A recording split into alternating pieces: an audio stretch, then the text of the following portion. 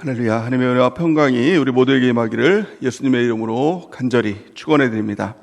오늘은 로마서 16장 17절에서 20절 말씀을 근거로 27절 말씀을 근거로 위대한 복음의 능력이라는 제목으로 하나님 말씀 증거하겠습니다.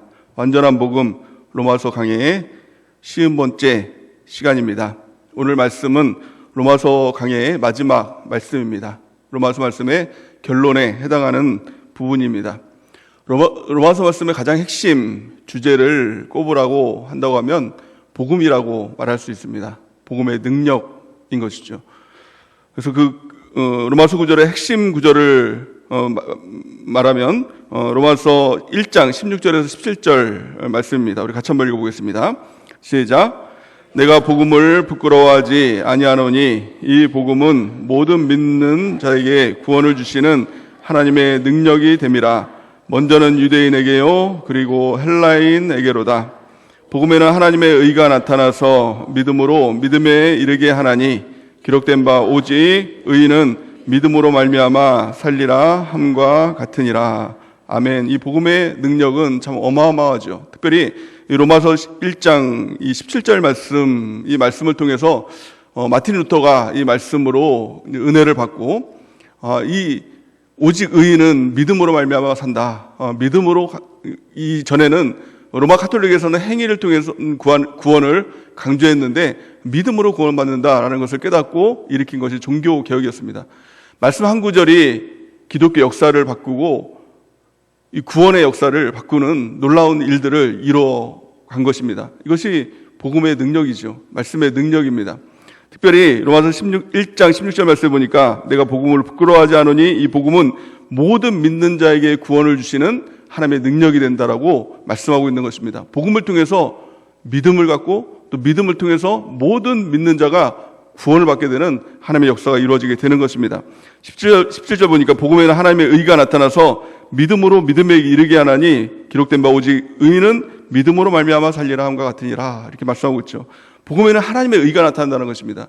내 의가 아니라 내가 무엇을 해서 내 열심으로 구원받는 것이 아니라 하나님의 의, 하나님의 열심이 그 복음 가운데 나타나서 믿음으로 믿음에 이르게 한다는 겁니다. 우리의 믿음, 이 첫 번째 믿음은 이 나의 믿음이죠. 이 복음을 통해서 믿어야지 이 마음도 생기게 되는 것입니다. 근데 내 믿음 가지고는 안 되는 것이죠. 항상 무너질 수밖에 없고 넘어질 수밖에 없는 것입니다. 가장 중요한 것은 예수 그리스도의 믿음이 더해져야 된다는 것입니다. 그것 또한 복음을 통해서 이루어지게 된다는 것입니다. 내가 믿음을 갖겠다는 결단을 가질 때 복음을 통해서 예수 그리스도의 믿음이 거기 가운데 덧입혀지고 또 믿음이 더해지고 믿음의 사람이 되고 단지 내가 믿는 믿음이 아니라 믿어지는 믿음을 통해서 구원에 이르는 그 역사가 나타나게 된다는 것입니다. 가장 중요한 것은 무엇입니까? 복음인 것입니다. 그런데 구체적으로 복음이 무엇일까요? 오늘 25절 말씀에 보니까 이렇게 말씀합니다. 하나님께서는 내가 전하는 복음 곧 예수 그리스도에 관한 선포로 여러분을 능히 튼튼히 세워주십니다. 그는 오랜 세월 동안 감춰두었던 비밀을 계시해 주셨습니다. 이렇게 말씀하죠. 세 번역으로 읽었습니다. 하나님께서는 내가 전하는 복음 곧 예수 그리스도에 관한 선포로 여러분을 능히 튼튼히 세워주십니다. 이렇게 말씀합니다. 복음이 무엇입니까? 예수 그리스도가 복음이라는 것입니다. 그 복음을 통해서 우리를 믿음 안에서 튼튼히 세워져 주신다라고 성경은 말씀하고 있는 것입니다. 복음은 여러 가지가 아닙니다. 한 가지입니다. 예수 그리스도가 복음인 것입니다. 그렇다면 예수 그리스도가 복음이라고 할 때 그 구체적으로 예수 그리스도의 무엇이 복음일까요? 가장 첫 번째, 예수 그리스도의 십자가가 복음인 것입니다. 또한 두 번째는 예수 그리스도의 부활이 복음인 것이고 또 예수 그리스도의 십자가와 부활을 통해서 영원한 천국을 주신다는 그 천국이 바로 복음인 것입니다. 복음은 십자가의 복음, 부활의 복음, 천국 복음인 것입니다. 십자가의 복음이 무엇입니까? 우리가 영원한 지옥에 갈 수밖에 없는데 우리의 죄로 인해서 지옥에 갈 수밖에 없는데 십자가를 통해서 우리의 죄를 사해 주시고 속량해 주시고 영원한 천국으로 인도해 주신 것입니다. 또한 십자가의 복음은 단지 예수님이 우리를 위해서 죽으셨다 여기에 끝나는 것이 아니라 예수님과 함께 나도 죽었다는 겁니다. 이게 복음이라는 겁니다. 나로서는 변화받고 천국에 갈 수 있는 이 가능성이 없는데 전무한데 내가 죽은 것입니다. 가능성이 열린 것이죠. 이거 십자가의 복음인 것입니다. 내가 죽은 것이 복음인 것입니다. 근데 내가 죽은 것으로 끝나는 것이 아니라 예수님께서 부활하셨다는 것입니다. 예수님이 부활하신 것은 예수님만 부활하신 것이 아니라 예수님과 함께 나도 부활한 것입니다. 나는 육신으로 연약하여 할 수 없는 나는 죽은 것이고, 예수님이 나와 함께 다시 사심을 통해서 내 안에 예수님이 사시는 것입니다. 내가 하는 것이 아니라 이제는 예수님이 하시는 것입니다. 하나님의 말씀을 들을 때도 우리가 이런 생각을 갖는 사람이 있습니다. 그걸 어떻게 해? 그걸 내가 어떻게 해? 말씀은 다 옳지만 그걸 내가 어떻게 해? 이렇게 이야기하는 사람도 있죠. 주일날 말씀을 통해서 사랑에 대한 말씀을 들었습니다. 그거 다 알지. 좋지. 사랑이 좋은 것은 알지. 아가페 사랑 좋은 것은 알지. 근데 내가 어떻게 그것을 다 해? 이렇게 얘기하는 사람도 있죠. 맞습니다. 나는 안 됩니다. 나로서는 할 수 없습니다. 근데 복음이 무엇입니까? 은혜가 무엇입니까?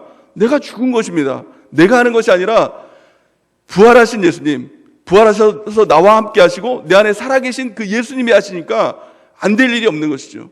이것이 진정한 부활의 역사이고 복음의 역사인 것입니다. 또한 그 예수님과 동행하는 삶을 통해서, 부활하신 예수님과 함께 동행하는 삶을 통해서 그 끝은 영원한 천국입니다. 그것이 우리에게 복음이 된다는 것입니다. 그런데 문제는 오늘 말씀을 통해서 복음을 방해하는 일들이 있다는 겁니다. 교회 안에 복음을 방해하는 일들이 있고 그런 사람들이 있다는 것을 오늘 본 말씀은 우리에게 경고를 하고 있습니다. 어떤 것이 복음을 방해할까요? 교회를 무너뜨리고 복음을 방해하는 것은 외부로부터 들어오는 세력이 아닙니다. 사실은 내부 안에서의 일들이 복음을 무너뜨리고 교회를 무너뜨리게 된다는 겁니다. 17절 말씀 보니까 이렇게 말씀하고 있습니다. 형제들아, 내가 너희를 권하노니 너희가 배운 교훈을 거슬러 분쟁을 일으키거나 거치게 하는 자들을 살피고 그들에게서 떠나가라, 이렇게 말씀하고 있죠. 교회 안에 주님께서 말씀을 주십니다. 교훈을 주십니다. 강단의 말씀을 통해서, 주일 말씀을 통해서 우리에게 말씀을 선포하죠. 근데 그 말씀을 받을 때 우리의 자세가 어떤 자세가 되어야 될까요? 아멘이죠. 아멘하여 영광을 돌리느니라. 아멘이라는 것은 그 말씀을 영접하는 것입니다. 맞습니다, 주님. 주님이 옳습니다. 내가 틀렸습니다. 이것을 고백하는 것이 아멘입니다. 근데 이게 안 되고 그 말씀을 자꾸 거슬릅니다. 왜 말씀을 자꾸 딴지를 걸고 말씀이 이래, 말씀이 저래 라고 자신이 판단하는 것이죠. 그래서 결국에는 분쟁을 일으키거나 거치게 하는 일들이 있다라는 것입니다. 이것이 복음을 반대하는 것입니다. 무너뜨리는 것입니다. 그럼 어떤 사람이 이렇게 복음에 대해서 거슬르고 분쟁을 일으키고 거치게 하는 일들을 이루는 것일까요? 18절 말씀 보니까 이렇게 말씀하고 있죠. 이 같은 자들은 우리 주 그리스도를 섬기지 아니하고 다만 자기들의 배만 섬기나니 교활한 말과 어처만한 말로 순진한 자들의 마음을 미혹하느니라, 이렇게 말씀하고 있습니다. 실제로 예수님을 섬기는 것처럼 보이지만 사실은 자기들의 배만 섬기는 사람이라고 이야기하고 있습니다. 무슨 말일까요? 자기중심적이라는 것입니다. 자기중심적이 되면 말씀을 받아들이지 못합니다. 말씀을 온전히 아멘으로 받아들이지 못하고 순종하지 못한다는 겁니다. 그리고 자기만 무너지는 것이 아니라 뭐라고 말씀하고 있습니까? 순진한 말로, 교활한 말과 아첨하는 말로 순진한 자들의 마음을 미혹하느니라. 믿음이 온전하지 못하고 미숙한 사람들을 무너뜨리는 일들이 일어나게 된다는 것입니다. 이 가장 위험한 것이 뭘까요? 자기중심입니다. 이걸 깨뜨려야 된다는 것입니다. 자기중심에서 나오는 것이 개인주의고 이기주의입니다. 그 더 나아가서는 이게 인본주의, 물질주의, 쾌락주의까지 들어오게 된다는 것입니다. 이것이 가짜 복음이죠. 가짜 복음을 주의해야 되는 것입니다. 가짜 복음을 깨뜨리기 위해서 필요한 것이 무엇일까요? 오늘 본 말씀은 그 처방전을 두 가지 가르쳐주고 있습니다. 오늘 19절 말씀 같이 한번 읽어보겠습니다. 19절 시작. 너희의 순종함이 모든 사람에게 들리는지라. 그러므로 내가 너희로 말미암아 기뻐하노니 너희가 선한 데 지혜롭고 악한 데 미련하기를 원하노라. 아멘. 이 가짜 복음을 깨뜨리고 이길 수 있는 방법이 두 가지가 있다는 겁니다. 가장 첫 번째는 순종입니다. 순종입니다. 이게 가장 첫 번째인 것이죠. 성경은 순종이 제사보다 낫다라고 이렇게 말씀하고 있습니다. 모든 것에 순종하는 것입니다. 근데 사실 순종은 하는 것이 아니라 순종은 되는 것이다 라고 볼 수가 있는 것입니다. 왜냐하면 순종은 행위에 있는 것이 아니라 행위 이전에 마음에 있는 것입니다. 마음의 중심을 사람들은 따라가게 되는 것입니다. 자기 중심이 되면 순종이 안 됩니다. 순종을 하고 싶어도 안 됩니다. 순종해야지 억지로 가지만 결국엔 자기 중심으로 가게 되는 것입니다. 자기 중심이 아니라 중심이 바뀌어야 되는 것입니다. 어떤 중심으로 바뀌어야 될까요? 첫 번째, 예수 중심으로 바뀌어야 되겠죠. 또 두 번째는 교회 중심으로 바뀌어야 되는 것이고, 말씀 중심으로 바뀌어야 되는 것이고, 영적 리더인 담임 목사님 중심으로 바뀌어야 되는 것입니다. 중심을 따라갑니다. 예수님 중심이면 예수님 중심으로 순종이 되는 것입니다. 말씀 중심이면 말씀 중심으로 순종이 되는 것입니다. 교회 중심이라면 교회 중심으로 순종이 되는 것입니다. 영적 리더 담임 목사님 중심이라면 그 순종이 되는 것입니다. 우리의 마음을 점검하는 귀한 은혜가 있길 바랍니다. 나의 중심은 어디에 있습니까? 여전히 내가 중심이고, 예수님 믿어서 내가 잘 되는 것이 첫 번째 목적이고, 예수님 믿어서 내가 부유하고 병 낫고 무엇인가 웰빙, 잘 사는 것이 목적이라면 그 중심이 틀린 것입니다. 다른 것입니다. 그 중심에서 이제는 예수님 중심으로, 말씀 중심으로, 교회 중심으로, 영적 리더 담임 목사님 중심으로 우리의 중심이 바뀌는 귀한 은혜가 있길 바랍니다. 그 중심 따라서 우리가 순종하는 우리 모두가 되는 은혜가 넘치기를 바랍니다. 두 번째, 어떻게 하면 가짜 복음에 넘어가지 않을 수 있을까요? 성경은 이렇게 말씀합니다. 선한 데 지혜롭고 악한 데 미련하라, 이렇게 말씀합니다. 분별해야 된다는 것입니다. 선한 것, 악한 것, 무엇을 통해 분별할 수 있을까요? 오직 말씀을 통해서 분별할 수 있는 것입니다. 우리가 순종할 때도 맹목적인 순종은 아닙니다. 무조건적인 순종은 잘못된 길로도 갈 수 있는 것이죠. 이단들이 그렇습니다. 그 얼마 전에 나는 신이다 라는 그런 다큐멘터리 그거 보셨습니까? 거기 보면은 사람들이요 굉장히 믿음이 좋습니다. 목숨 걸고 믿습니다. 근데 방향이 잘못된 거죠. 그 교주들, 잘못된 교주를 막 믿으니까 그 사람이 하는 말을 다 믿습니다.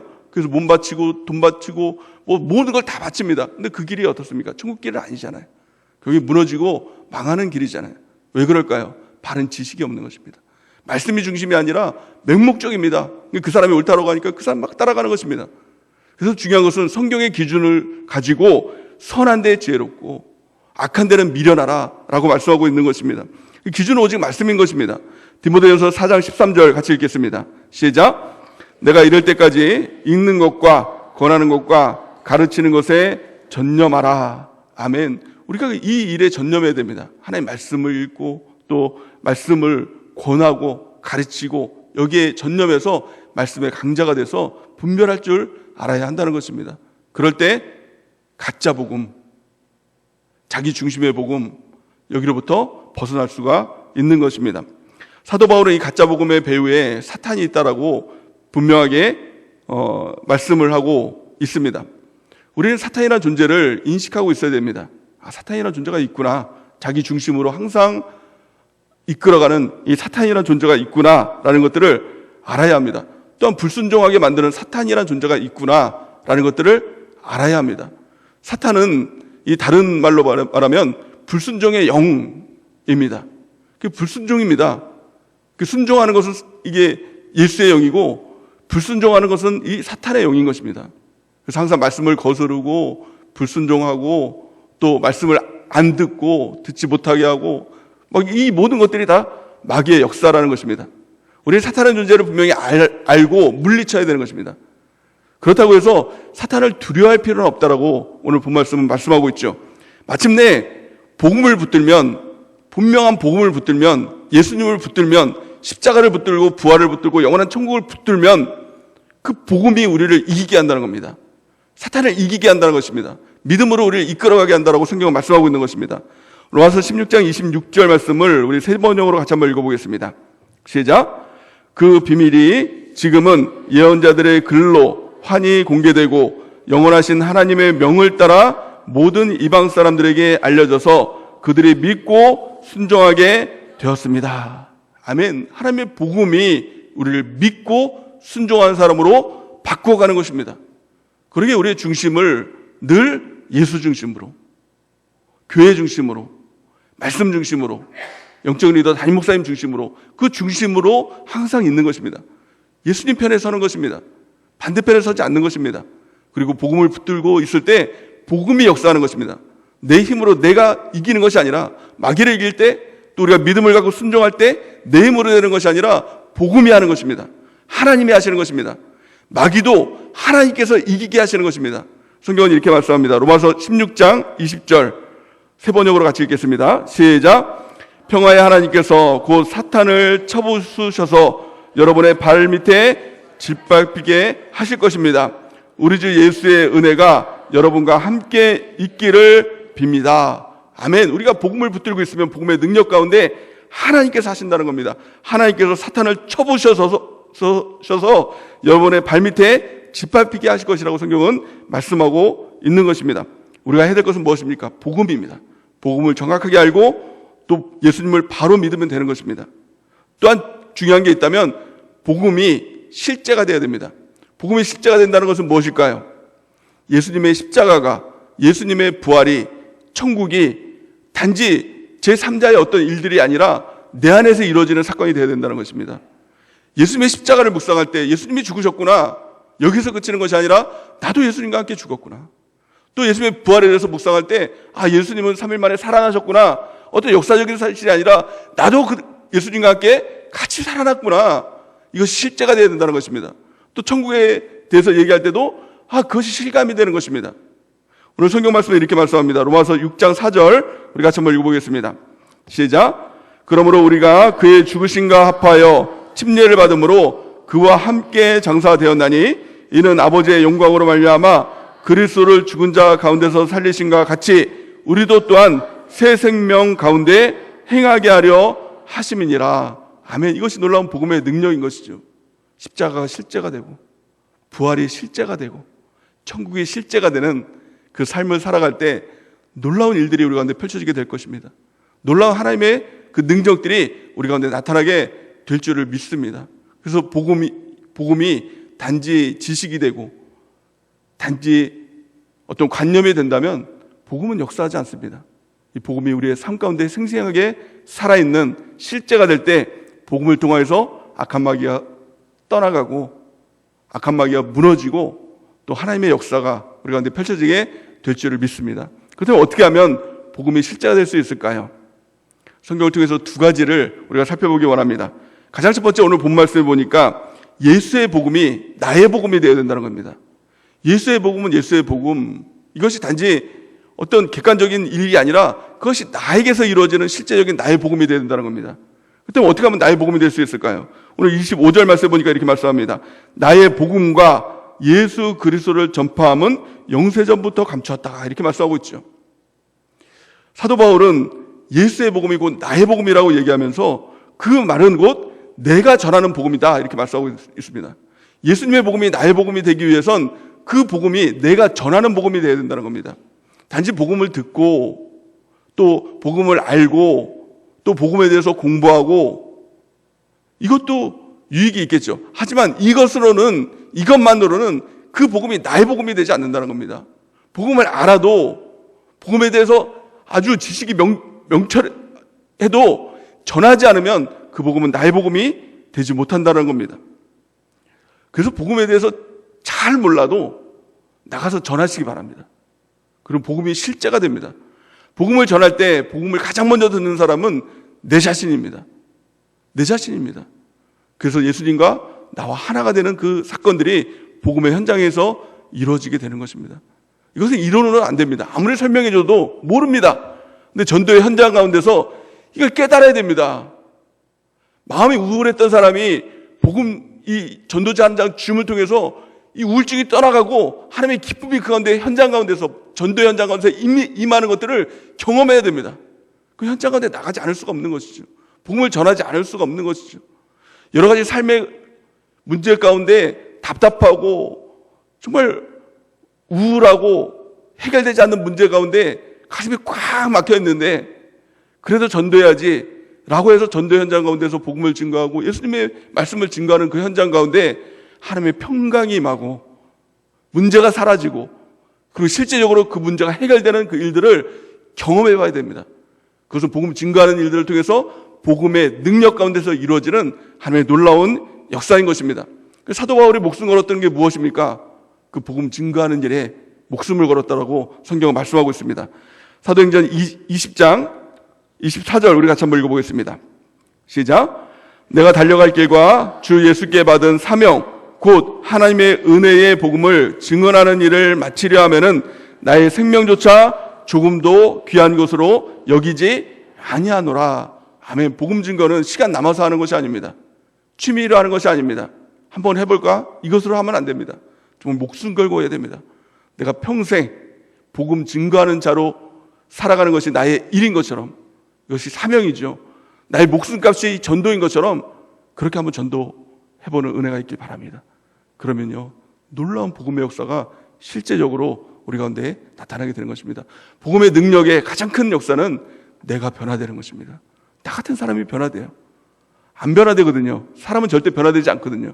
성경도 그렇게 얘기하거든요. 구약 성경에 보면 표범이 그 가죽을 변하게 할 수 있냐, 구스인이, 흑인이 그 피부를 변하게 할 수 있느냐. 사람은 그같이 변화되지 않는 존재다. 그런데요, 변화됩니다. 무엇을 통해서요? 복음이 변화시키는 겁니다. 복음에는 하나님의 의가 나타나서 믿음에서 믿음에 이르게 한다. 나를 변화시키는 능력이 복음의 능력인 것입니다. 우리가 복음을 듣고 믿고 또 우리가 수용하고 순종함 뿐만이 아니라 나가서 전하는 은혜가 있기 바랍니다. 그때는 그 복음의 실제가 우리가 나타나게 될 줄을 믿습니다. 두 번째, 복음의 실제가 되기 위해서 필요한 것은 성숙한 것입니다. 성숙한 그리스도인이 되면 복음의 실제가 된다라고 성경은 말씀하고 있는 것입니다. 베드로후서 1장 5절에서 7절 우리 같이 읽겠습니다.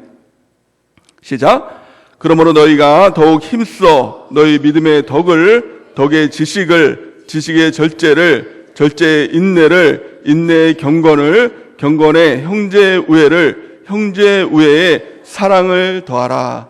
아멘. 우리가 믿음이 자라나고 예수 그리스도의 장성한 물량까지 자라나는 것은 저절로 되는 일은 절대로 없습니다. 교회 안에 있다고 해서 저절로 되는 것이 아닙니다. 더욱 힘써야 된다는 겁니다. 더욱 힘써서 우리가 성장해 나가는 은혜가 있길 바랍니다. 성장하기 위해서 하나님께서 우리 가운데 성경을 주시고 성령을 주시고 교회를 주셨습니다. 성령의 뿌리, 성령을 붙들고 성경을 붙들고 또 교회에 깊이 뿌리를 내리고 우리가 자라나는 성숙하는 은혜가 있길 바랍니다. 성숙의 끝이 무엇입니까? 그것이 바로 사랑입니다. 우리의 믿음이 자라나서 사랑까지 이르는 귀한 은혜가 있기를 예수님의 이름으로 축원해야 됩니다. 이것은 단지 사랑해야지 그것이 아닙니다. 사랑은 훈련돼야 되는 것이죠. 또 이것이 우리가 훈련되고 익히는 것입니다. 그 주일날 말씀을 통해서 사랑에 대한 말씀이 선포될 때 우리가 그것을 배워야 되는 겁니다. 사랑을 안다라고 생각하는 그 생각부터 버리고 아가페 사랑을 배우고 하나하나 실천해 나갈 때 자라나게 되는 것이죠. 성숙하게 되는 것이죠. 그리고 복음이 실제가 되는 그 은혜의 역사가 나타나게 되는 것입니다. 주일날 말씀을 통해서 사랑을 배울 때 제 스스로도 참 이런 마음이 들었습니다. 내가 사랑을 몰랐구나. 내가 아는 사랑이 다 에로스의 사랑, 또 필레오의 사랑, 스토르게의 사랑, 세상 사랑밖에 없었구나라는 것들이 절실하게 깨달아졌습니다. 단지 좋아하는 것을 사랑으로 여겼습니다. 하지만 그게 아닌 것이 정말 여전히 깨닫게 되는 것이죠. 그러면서 노래가 한 곡 떠오르더라고요. 이 노래를 계속 불렀던 것 같습니다. 찬양입니까 이거? 난 참 바보처럼 살았군요. 이 노래를 부르면서 내가 정말 모르고 살았구나. 이대로 살았으면 사랑도 모르고 지옥 갈 뻔했구나. 참 감사하다. 우리 교회에 계속 있어서 이 말씀까지 듣게 하시니 너무 감사하다라는 생각들이 들었습니다. 정말 우리가 사랑을 배우고 성숙하고 성숙한 그리스도인으로 자라나는 은혜가 있기 바랍니다. 그럴 때 복음이 실제가 돼서 복음의 역사가 우리의 삶 가운데서 실제로 일어나게 될 것입니다. 그리고 우리가 변화된 그리스도인, 마음이 다른 그리스도인으로서 영원한 천국에 이르게 될 줄을 믿습니다. 또한 그 복음의 능력으로 우리 가운데 도전하는 수많은 악한 마귀 도전들이 있잖아요.